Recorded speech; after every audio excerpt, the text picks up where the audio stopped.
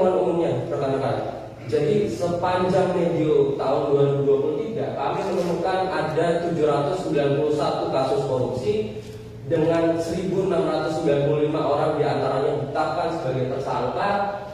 Potensi kerugian negaranya yang terpantau adalah 28,4 triliun rupiah, suapnya 422 miliar rupiah, kemudian pungutan liarnya 10 miliar rupiah, dan pencucian uangnya itu 256 miliar rupiah yang nanti akan disampaikan melalui narasi-narasi di bagian selanjutnya. Nah, ini tren penindakan kasus korupsi sepanjang 5 tahun terakhir atau pada tahun 2019 sampai tahun 2023. Pada tahun 2023 kita bisa lihat dalam grafik ini terjadi lonjakan yang cukup signifikan dari segi kasus maupun tersangka yang ditetapkan oleh aparat penegak hukum. Dalam kacamata ICW, lonjakan kasus maupun tersangka yang ditetapkan oleh penegak hukum ada dua penyebabnya. Yang pertama, karena memang selama ini aparat penegak hukum itu belum bisa memaksimalkan upaya pemidanaan yang menjeratkan. Kalau kita bicara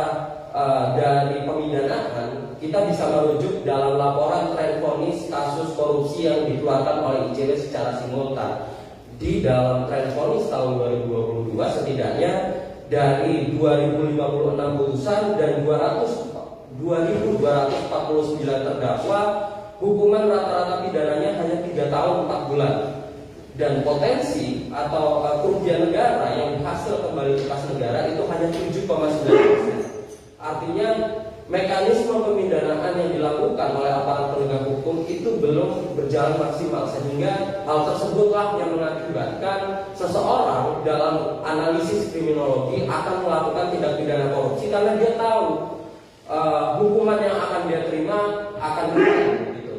Kemudian faktor yang kedua adalah strategi pencegahan itu belum berjalan secara optimal. Saya ambil contoh dan mengkritisi strategi pencegahan yang dikeluarkan oleh pemerintah melalui Stranas Pencegahan Korupsi atau Stranas PK yang secara rutin setiap tahunnya memperbarui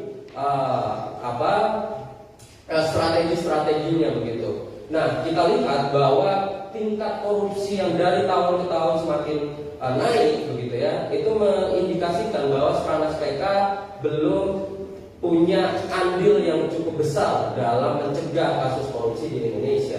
Kemudian setiap kasus yang terpantau ini tentu harus dipastikan tidak hanya berhenti pada tingkat penyidikan. Tadi disampaikan oleh Mas Kurnia bahwa tingkat penyidikan ini masih ada layer selanjutnya, yaitu penuntutan, di mana kejaksaan dan juga KPK itu harus memastikan bahwa setiap penyidikan yang dilakukan oleh personilnya itu harus naik tingkat ke penuntutan segera mungkin. Kemudian APK itu juga perlu melakukan upaya pengembangan kasus hingga mampu menyasar aktor-aktor lain yang juga diduga turut terlibat. Untuk lebih lanjutnya nanti akan saya jelaskan pada bagian selanjutnya. Bisa di next. Kemudian ini potensi kerugian negara yang terpotret sepanjang tahun 2023 atau trennya kita bisa lihat dari tahun 2019 sampai tahun 2023, di mana ada penurunan. Kalau kita melihat dari grafik tahun 2022, potensi kerugian negara yang tercapture 42,7 triliun rupiah yang kemudian itu disumbangkan oleh beberapa kasus korupsi yang punya potensi kerugian negara yang cukup besar yang ditangani oleh Kejaksaan Agung. Tapi itu menurun pada tahun 2023 yaitu 28,4 triliun rupiah. Tapi dalam kacamata ICW, meski terjadi penurunan, potensi kerugian negara pada tahun 2023 ini masih tergolong sangat besar, sehingga menjadi relevan jika kemudian kami mengatakan bahwa temuan ini menjadi catatan atas buruknya pengelolaan keuangan negara berdasarkan asas-asas yang diterapkan dalam Undang-Undang Nomor 17 Tahun 2003 soal kerugian negara. Dan juga besarnya potensi kerugian negara yang terungkap harusnya itu diikuti dengan upaya pemidanaan yang berorientasi pada pemulihan aset hasil tindak pidana korupsi. Apakah itu sudah dijalankan oleh aparat penegak hukum? Kita lihat pada bagian selanjutnya. Nah, pemetaan kasus korupsi berdasarkan jenis korupsi, kami melihat bahwa pada tahun 2023 aparat penegak hukum itu secara aktif menggunakan setidaknya 7 jenis tindak pidana korupsi yang ada dalam Undang-Undang Tindak Pidana Korupsi.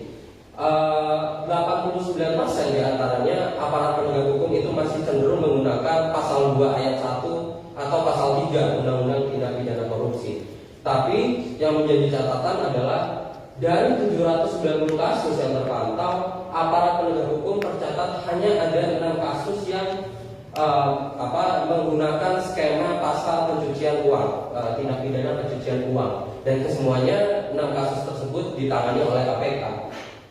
Hal ini menunjukkan bahwa perlu ada upaya peningkatan kompetensi aparat penegak hukum, terutama kejaksaan dan juga kepolisian.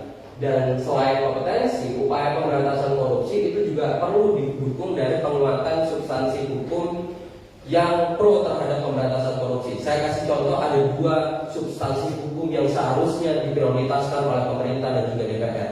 Yang pertama adalah revisi Undang-Undang Tipikor, yang mana sebagai konsekuensi yuridis kita sebagai negara peserta konvensi PBB menentang korupsi, ada sejumlah rekomendasi yang belum diterapkan atau dikriminalisasi dalam hukum nasional Indonesia. Seperti contoh misalnya illicit enrichment atau peningkatan harta kekayaan secara tidak wajar atau trading and influence.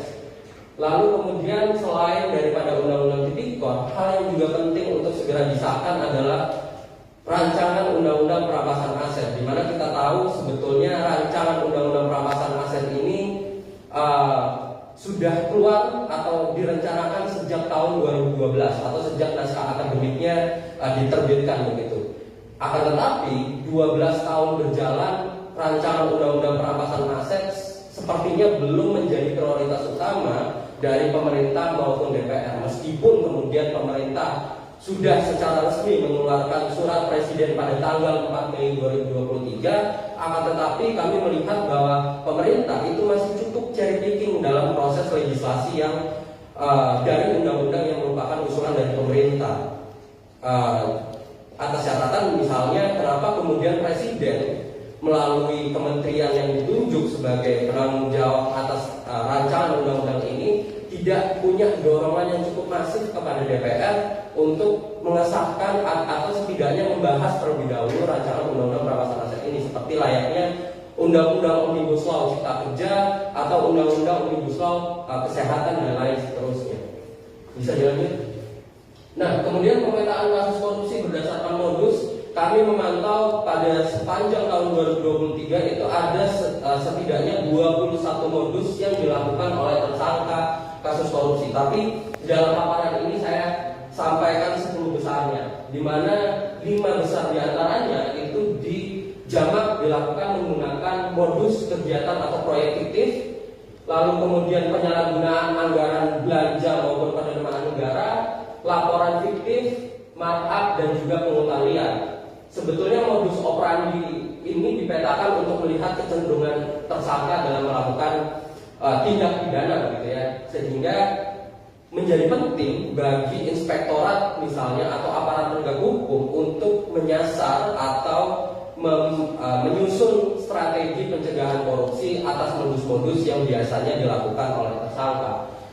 3 besar modus paling jamak itu dilakukan memang pada umumnya pada infrastruktur pemerintah, tapi dalam kasus ini dari 791 kasus yang terpetakan, korupsi terkait dengan proyek infrastruktur itu hanya 21%, 79% lainnya itu merupakan kasus korupsi non infrastruktur seperti pemberian dana hibah, lalu kemudian penerimaan negara dan lain